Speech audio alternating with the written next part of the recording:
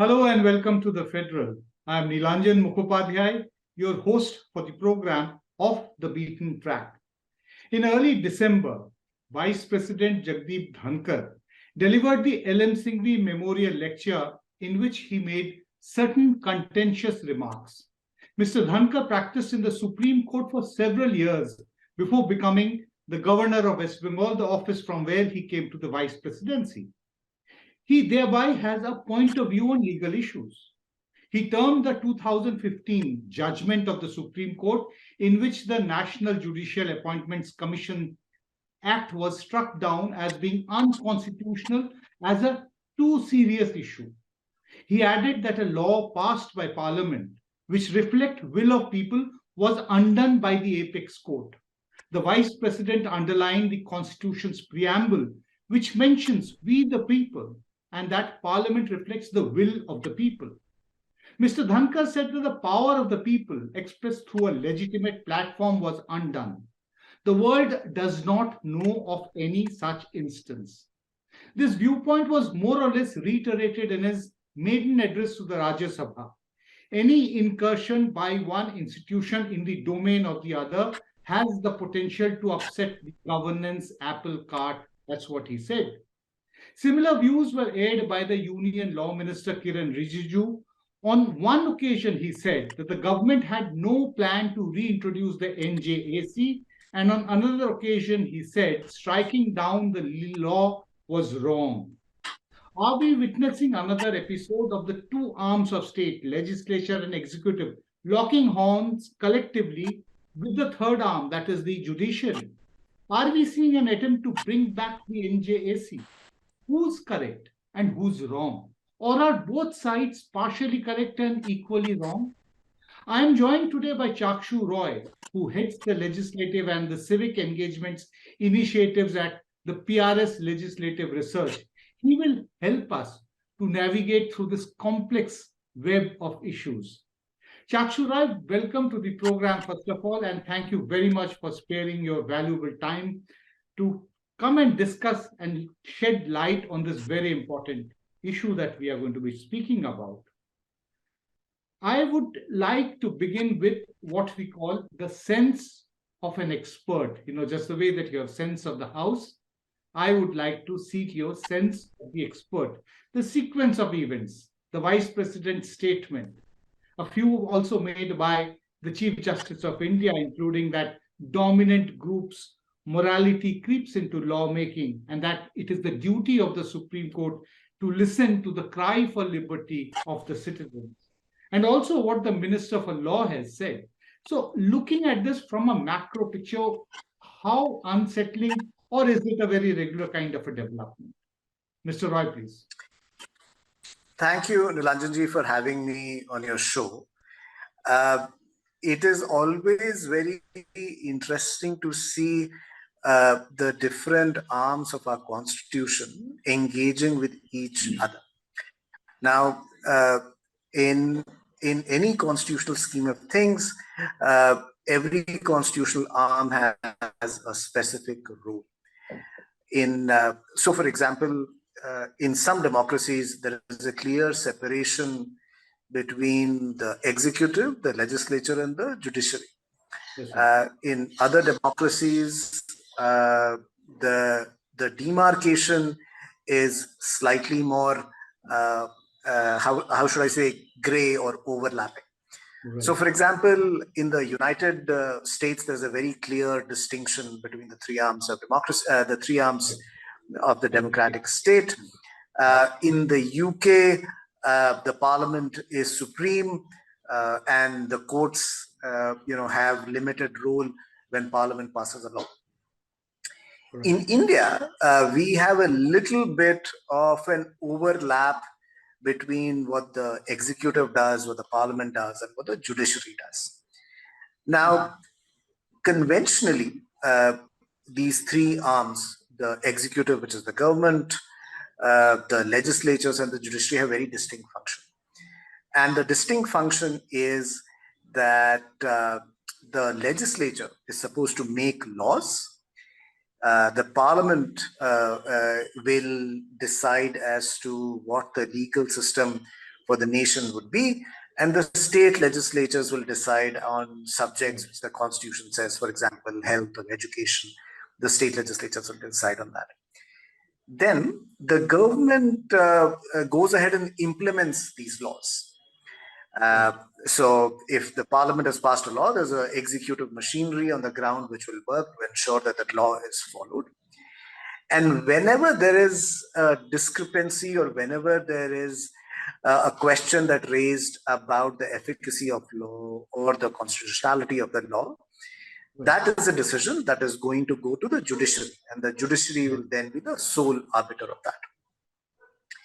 Now, in our constitutional scheme of things, things are not as simple, and the distinctions are sometimes a little hazy. And I'll give you an example. Right. One example would be in most democracies, the legislature is the one which makes the laws. In India, the executive, which is the government, can also make the laws.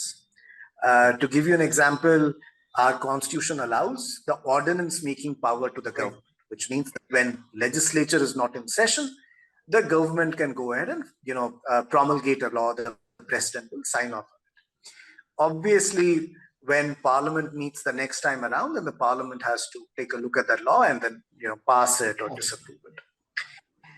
Another gray area is what is the judiciary's role in lawmaking. So very often we have seen that judiciaries also exercise some kind of a lawmaking function where it has directed the executive or the parliament to make a certain law. So for example, I think in the 90s, the Supreme Court came out with Vishakha guidelines about prevention of sexual harassment.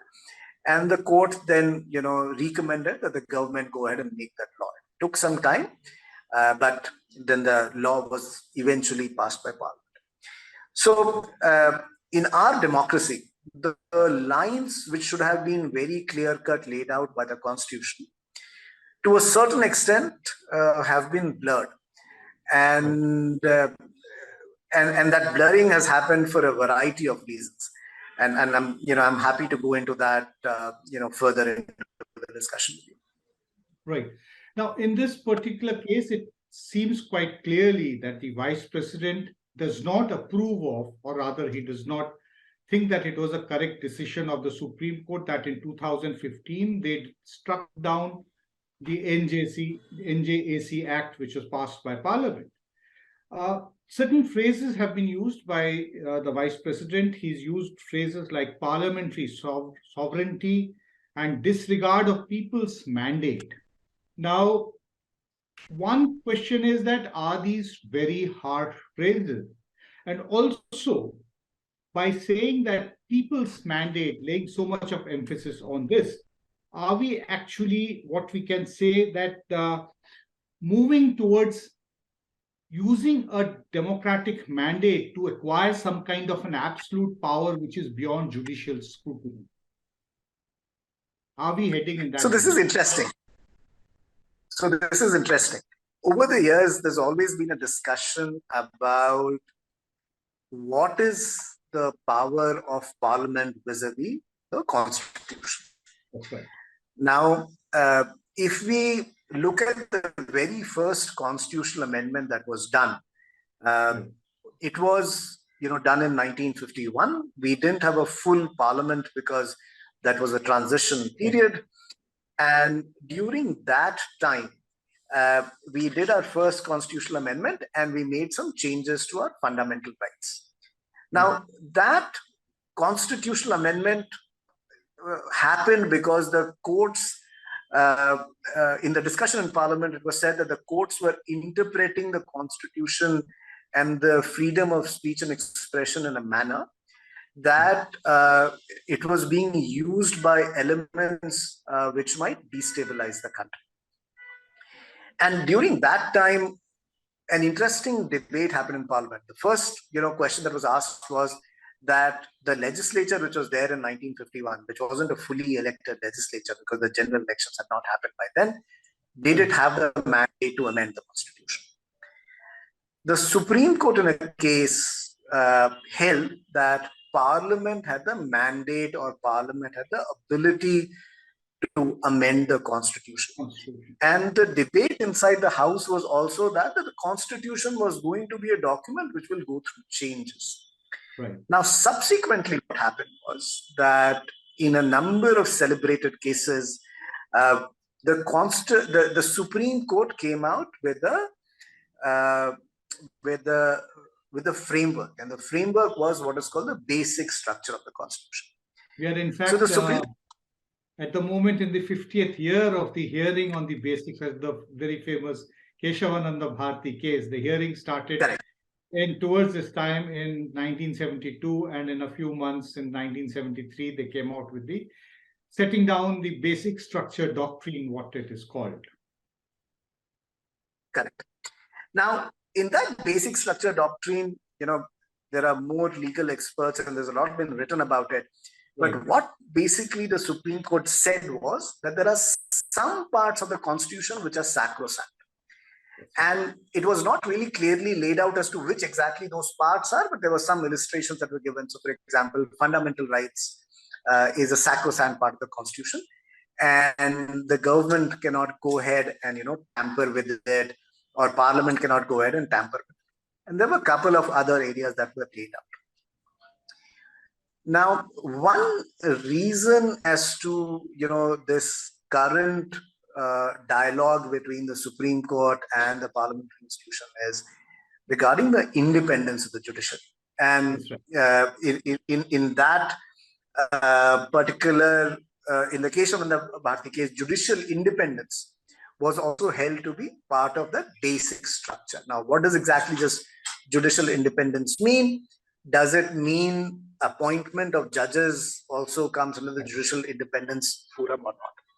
But, let's stick to the, how does the Constitution get amended and, what is that basic structure? Now, amending the Constitution is not a simple matter. It requires a special majority in Parliament. If the matter is going to impact states, that also involves concurrence of the states. Of the states. Judicial independence is also not a simple matter. Our Constitution tries to ensure that there is a mechanism by which our higher judiciary does not get pressurized by the executive. So, for example, the pay and allowances of our judges, they cannot be decreased after their appointment to pressurize them financially, or the conduct of judges cannot be discussed in a legislature. For the last 16, 17 years, I haven't watched judiciary as closely, but over the years, what has happened is that both institutions have tried to encroach upon the space of the other. Right. Now, or maybe encroach is too harsh a word, but let me qualify as to what I mean. So, for example, on some occasions, the judiciary has gone ahead and very clearly encroached upon this on the space of the legislature. Space of the executive, making suggestions that the executive should pass. Or going even beyond. Or going even beyond. So I remember that in one particular case, the Supreme Court imposed a cess on diesel vehicles in the capital city of Delhi. Now, taxation, imposition of cess is a function that is solely rests with the Parliament of India. Right? So the executive will propose it, Parliament will allow it. That's the way taxes or cesses will get paid. Exactly. Now, on another occasion, the Constitution very clearly specifies that whatever happens in Parliament or legislatures, that's the sole domain of the legislature. But on occasions, the Supreme Court or the High Courts have gone ahead and they have dictated as to how voting will take place inside a legislature and how the result of that voting will have to be brought forward to the High Court, and that's where the result of the voting will take place. Right. Now, Experts argue that the reason that has happened is because the legislature has failed to respond to the demands of the people, or the legislature has ceded space, and the judiciary has gone ahead and encroached upon that space. But that is not to say that the judiciary is the only one who's done that. There are occasions where the legislature, where the government has also gone ahead and ceded onto the space of the judiciary. So, for example, on some occasions, the legislature has passed laws for the simple reason to deny the implementation of a judgment by a higher court.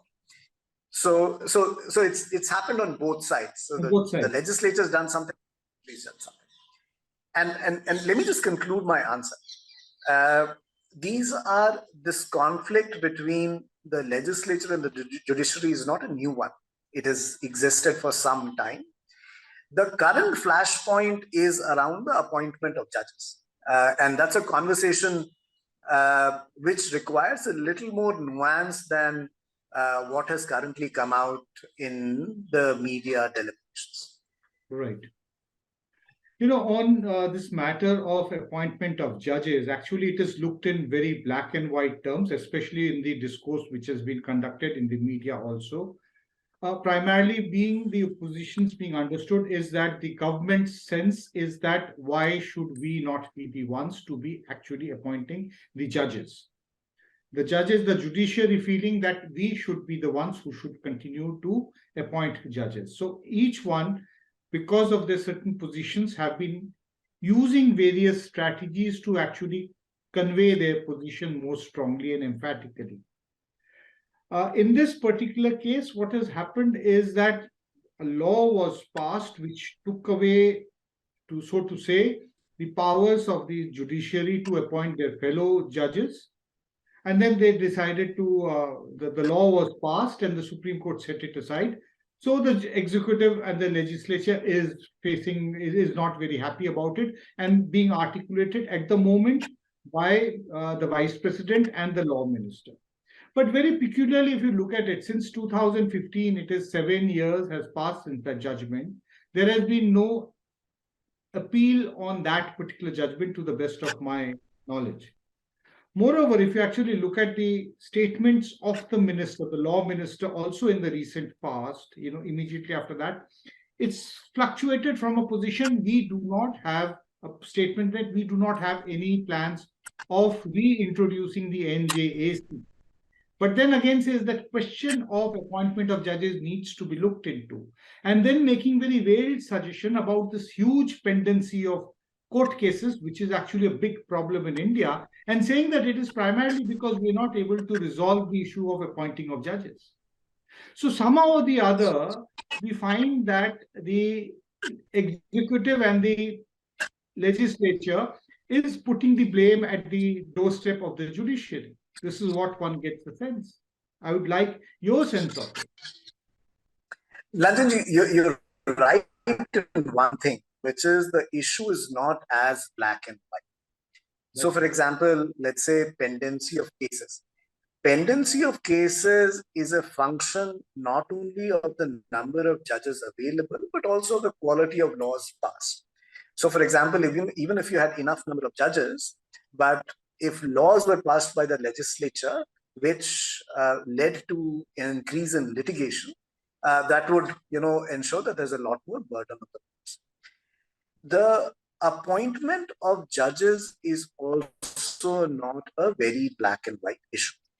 I think the central issue is how do you ensure that independence of judges is maintained? How do you ensure that you get high quality judges to come and join the bench? And how do you make sure that the process of appointment is transparent and fair? Now, in the way, if the viewers of a program, listen or read the Constitution, they would see that the judges of the higher judiciary have to be appointed in consultation. They are appointed by the president and they have to be appointed in consultation with the judiciary. Now, that's the word consultation is the point of contention. Does consultation mean concurrence on both sides, or does consultation mean that judiciary is the only body is the only institution that can appoint judges?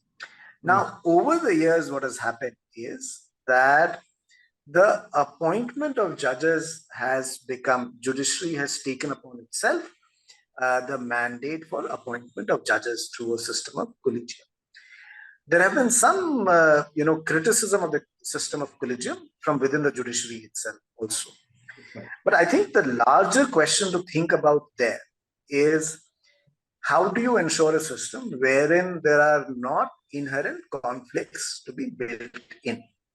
Now, when the discussion on the NJAC bill was being done in Parliament, one of the things that was being discussed was, is it fair to have judges appoint their brother judges? Right. And will that system, create some kind of a conflict of interest? Right. And during the discussion in Parliament, a number of models were seen in other countries. So, for example, United States is an interesting example. Now, there, Supreme Court judges are appointed for life, but their appointment process, it has to go through a voting process from within the Senate in the United States. I think in the UK, in Canada also, there is some kind of a commission which has the involvement of judiciary, it has the involvement of the executive, it has the involvement of independent experts. Right. Now, in the current debate, while the legislature and the judiciary can, trade barbs with each other, but I think the central question that we still need to answer is that, is our system of appointment of judges, is it the perfect system, or does it require some kind of improvement? Now, each side, I think the judiciary would argue that the system seems to be perfect, it's worked well. The government seems to argue, if it was working so well, how come we don't have a very efficient, judicial administration system currently existing in the country? I want to, basically look at it from the lens of the Constitution. And the lens of the Constitution is that constitutional authorities have a constitutional mandate. Right. And if they can, remit themselves within that mandate, then it works well towards ensuring that, we as a democracy function better. I think these conversations, if they are had in a much more structured manner, lead to better outcomes than, when you exchange words wherein both sides are not able to fully express themselves. Right. There is a question which has been there in my mind for many, years. I've never had the opportunity, but possibly you're the best person to get a sense of it. This actually is, because of what I call the public opinion. How do the people look at this entire issue? Now, India, as you know, has evolved out of a colonial state. So somehow or the other, the people's attitude towards a colonial state as the somebody who is out to deny the legitimate right of the citizen got passed on to the Indian post-colonial state. That is the post-independent state also came to be somebody who is actually not going to be very eager to grant rights to the people of the country. Thereby, the judiciary became the final arbitrator, the last post where you will get justice. Like you go and ask the people, conduct innumerable surveys, where will you get justice? You can't get it anywhere. They say we can always go and knock at the doors of the courts and we will get justice. That is the belief. And it has happened dramatically. You have had midnight sessions of courts on various occasions.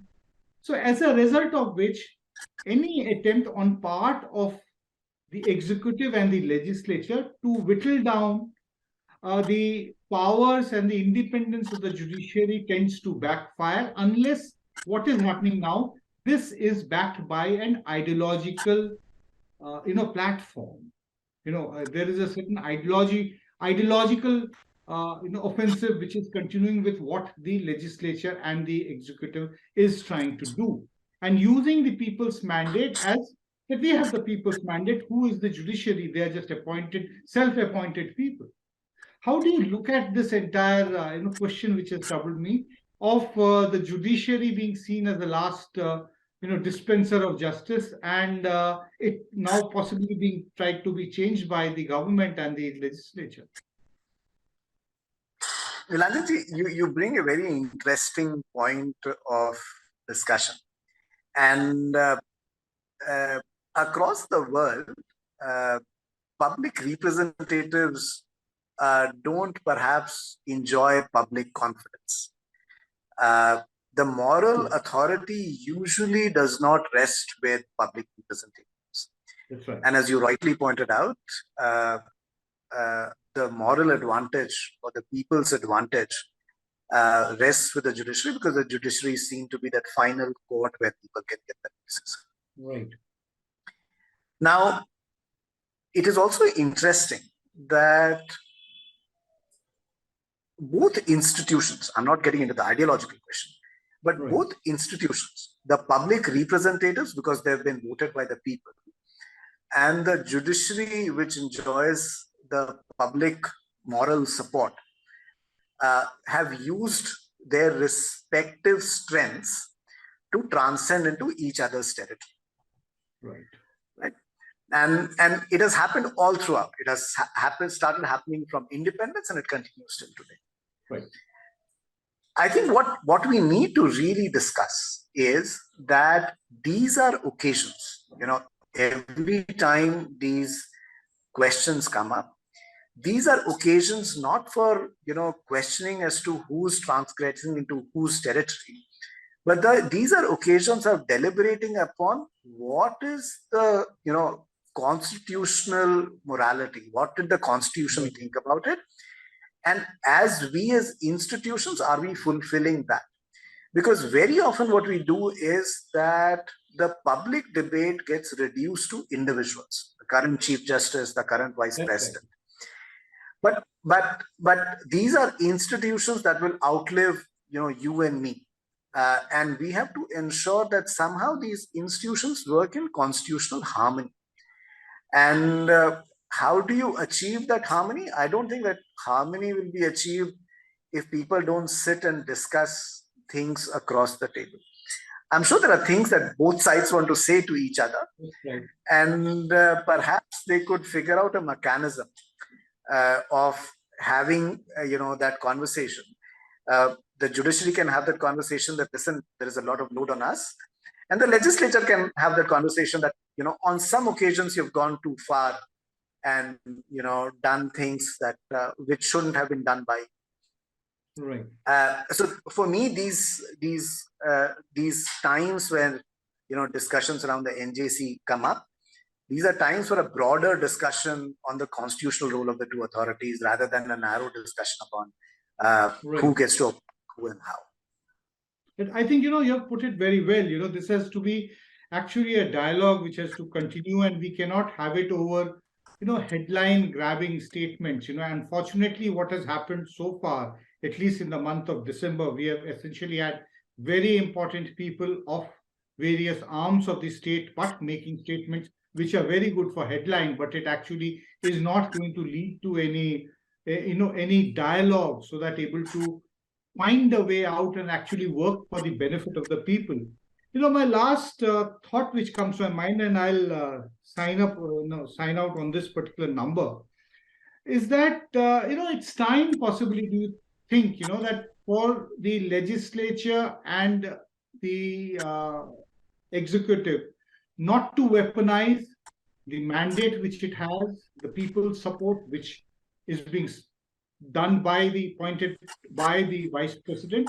Likewise, the judiciary, the moral authority that you and I conquered with, should not also be used as an instrument to leverage this entire dialogue and process. For instance, the Chief Justice of India making a statement that the duty of the Supreme Court is listen to the cry for liberty of citizens. It's a very legitimate point, but this should not get also similarly used as a political tool or as a legal offensive. Do you think that there has to be some real meeting of hearts, and how can this happen? I really wonder. So I think, one, I don't think public forums are the right ones, are an ideal place for these conversations to happen. I think we've had a Supreme Court and we've had a legislature. Both of them have had their good times, and both of them have had their opportunities. Right. But I think there has to be some element of trust between the three arms of our constitution. And the only way this constitution will function, it has served us well for 75 years, and hopefully, it'll serve us for many years to come. But the only way it will happen is when there is an inherent trust between different constitutional authorities. And that trust is not going to come from an adversarial, conversation. It is going to be more towards, I think all constitutional arms are working towards a singular purpose, which is as to how do we as a nation remain democratic, and how do we make sure that our people are well taken care of.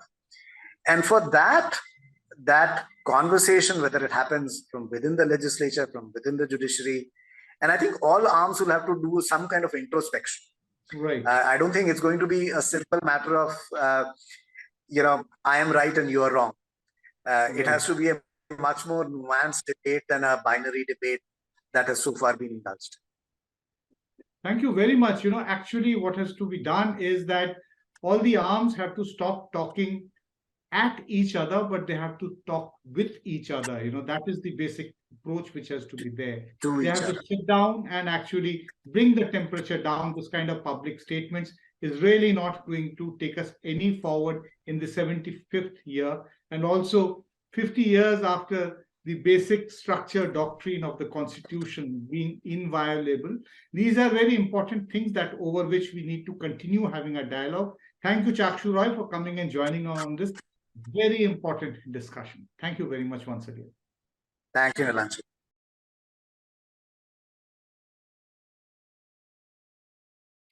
Subscribe to the Federal's YouTube page for more interesting updates.